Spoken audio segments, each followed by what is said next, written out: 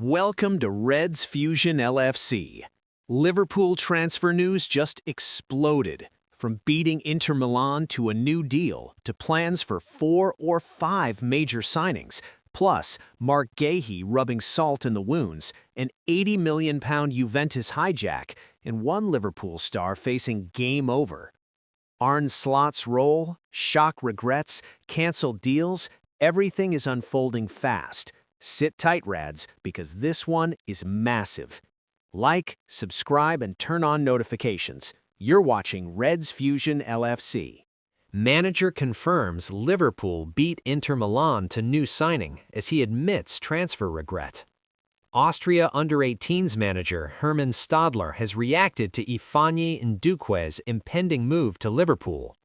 Ifeanyi Ndukwe is set to join Liverpool ahead of Inter Milan, but his looming move to the Premier League champions has prompted a mixed response from his international manager. The Reds are poised to sign the 17-year-old from Austria Vienna, though he will not make the move to England until the summer. The Austria youth international, who does not turn 18 until March, would initially be brought in as part of Rob Page's under-21 squad, but he is viewed as a teenager with the potential to eventually make the grade at senior level. Ndukwe recently shone for Austria at FIFA U17 World Cup as they lost 1-0 to Portugal in the final, with the Starlets scoring as they thrashed England 4-0 in the round of 16. And Austria under-18s manager Hermann Stadler is pleased for the defender, insisting Ndukwe is fully deserving of his move to Anfield. However, the 64-year-old admits that such a switch is still a gamble for the teenager, and that he would have preferred him to stay put in Austria a little while longer.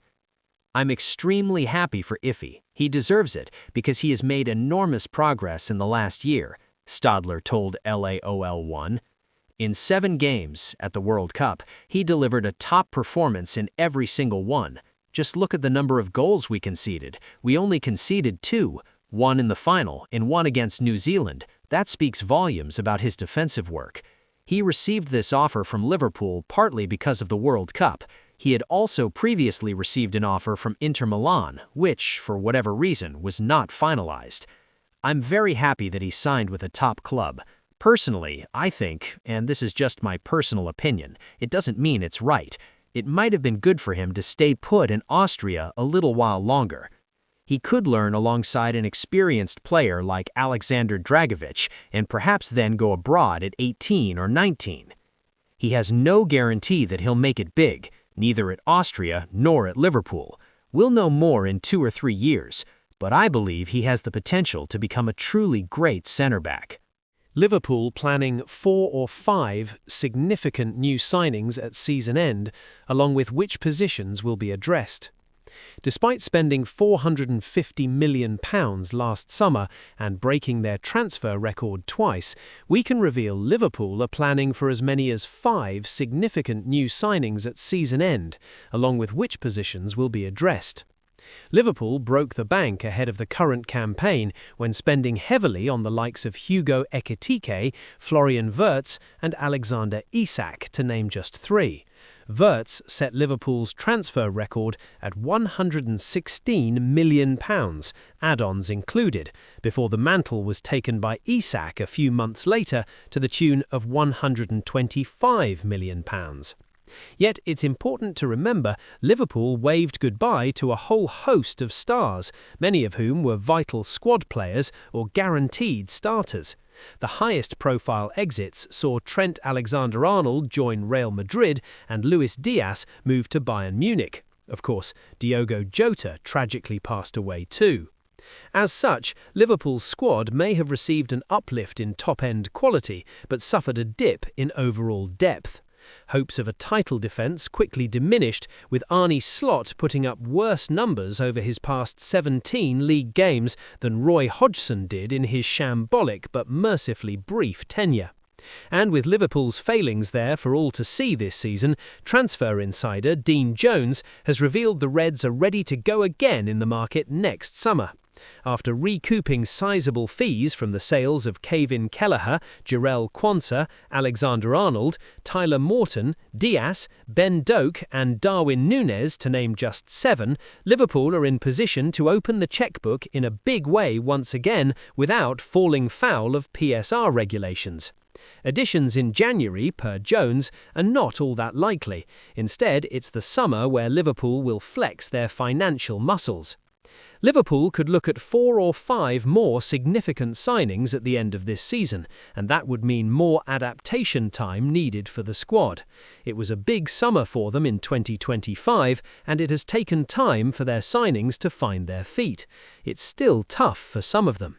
But sources are indicating that they are still very much going into the market for a centre-back, despite deciding not to get involved in a battle with Manchester City to sign Marc Guehi.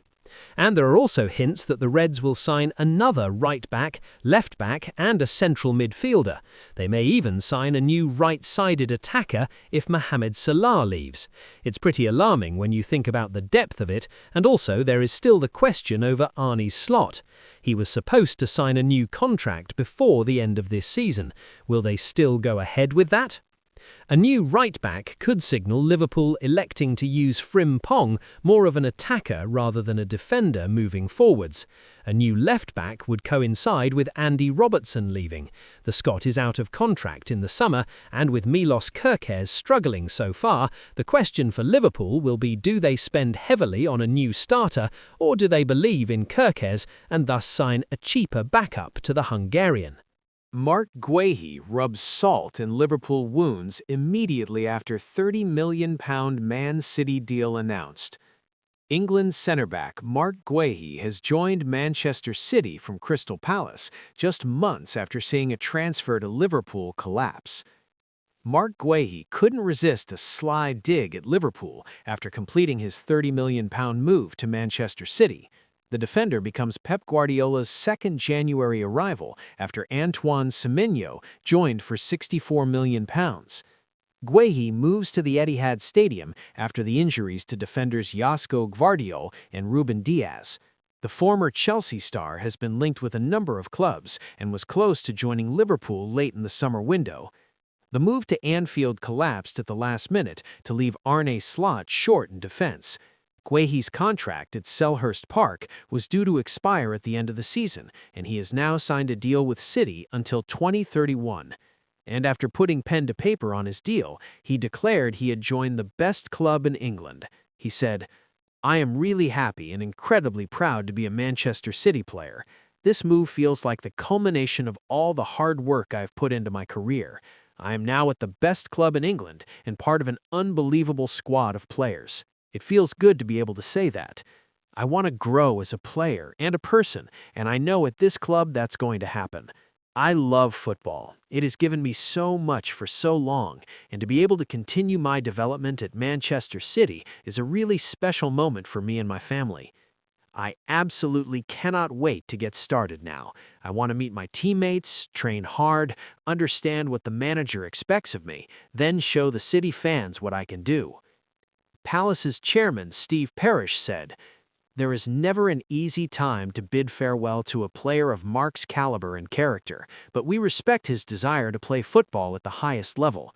Marc's qualities on the pitch speak for themselves. His talent as a footballer continues to shine for both club and country, and he has truly matured during his time in South London into a top-class defender, a leader on the field, and a vital player for his country. But it is equally important to recognize Marc Guehi the man, a South London local with an exemplary mentality on and off the pitch, and whose leadership saw him go on to captain the club at an early age before leading us to one of our finest days at Wembley Stadium. Marc's humble character and maturity throughout his time with us is a shining beacon in today's game. He will stay in all our hearts, and, although it is sad to bid him farewell, he deserves to depart with our very best wishes for the future. Good luck, Marc, and thank you." Arne Slot in back seat for an £80 million deal as Juventus move in danger. The latest Liverpool transfer news as the January window enters its final 2 weeks, and Arne Slot's side continue to be linked to a number of deals after missing out on Marc Guehi. Time is running out in the transfer window, and it remains to be seen whether Liverpool make a move following a busy summer. Less than 2 weeks remain for Anfield bosses to sanction a move to improve Arne Slot's first team. This month has already seen the club watch Marc Guehi prepare to move to Manchester City, and Federico Chiesa's future continue to be pondered. Slot has remained coy on the club's transfer prospects. "I think everyone is aligned about the challenges we are facing," he said when asked if Conor Bradley's injury could force a move. "That's not to say that we are going to act, but everyone is aligned on what we are facing. There's no one who has a different opinion about it, but that's not to say that anything is going to happen." Tottenham interest. Tottenham have reportedly been interested in signing Curtis Jones from Liverpool, according to The Times. It has been questioned whether his homegrown star will be content with his playing time come the end of the season, given Spurs and several other clubs would likely move for him if it became clear he wanted to leave. Spurs have recently signed midfielder Conor Gallagher, however, and Jones has some lofty ambitions at Anfield. "Well, I think that the biggest thing is that I still have to have the humble way about myself, and I don't want to say, I'm going to be captain or anything like that, but I want to be captain of the team. I want to stay here for all my life, like the man who I look up to, as everybody knows, is Gerrard." Diamonde update. RB Leipzig's director for sport, Marcel Schaefer, has declared they are alone or in the driving seat when it comes to Jan Diamonde. Leipzig signed Diamonde last summer from Leganes after activating his £17.4 million release clause. The 19-year-old winger has starred and quickly drawn new interest from clubs such as Liverpool and Manchester United. The Ivory Coast international could now fetch more than £80 million if reports are to be believed. Game over for Liverpool's Starwood deal to be cancelled and shock new plan for next season, touted too. Separate sources have confirmed a Liverpool only it's not. Harvey Elliott will return to Anfield in the coming days. And a shock new plan for next season has been tipped. It's fair to say it's not gone well for the two highest profile players Liverpool loaned out this season. Harvey Elliott joined Aston Villa but is now stuck in limbo, with Unai Emery's side refusing to select the player. Elliott's deal would turn permanent to the tune of 35 meters as he makes 10 appearances this season. Villa have no intention of signing Elliott outright, and thus, he never even makes their matchday squads. And having already played for 2 clubs in the UEFA region this season, Elliott cannot play for a third European side this term. As such, even if Liverpool did strike a deal with Villa for Elliott's return, he'd likely spend the rest of the season in Liverpool's reserves. Given Tsimikas did not feature for Liverpool this season prior to leaving, the obvious solution is to arrange a new loan for the second half of the season. Elliott does not have that luxury given he played for Liverpool in the early season clash with Newcastle before joining Villa. Liverpool signed Milos Kerkez last summer who, thus far, has generally got the nod over Andy Robertson. The Scottish veteran is out of contract in the summer, and according to Joyce, it is possible Liverpool simply promotes Tsimikas to Kerkez's backup, rather than let Robertson and Tsimikas leave at the same time and sign a new left-back. Joyce stated, "Tsimikas may become backup to Milos Kerkez if Robertson departs when his contract expires in 5 months. But that is not a long-term solution. Like Joe Gomez and Virgil van Dijk's contract is up in 2027.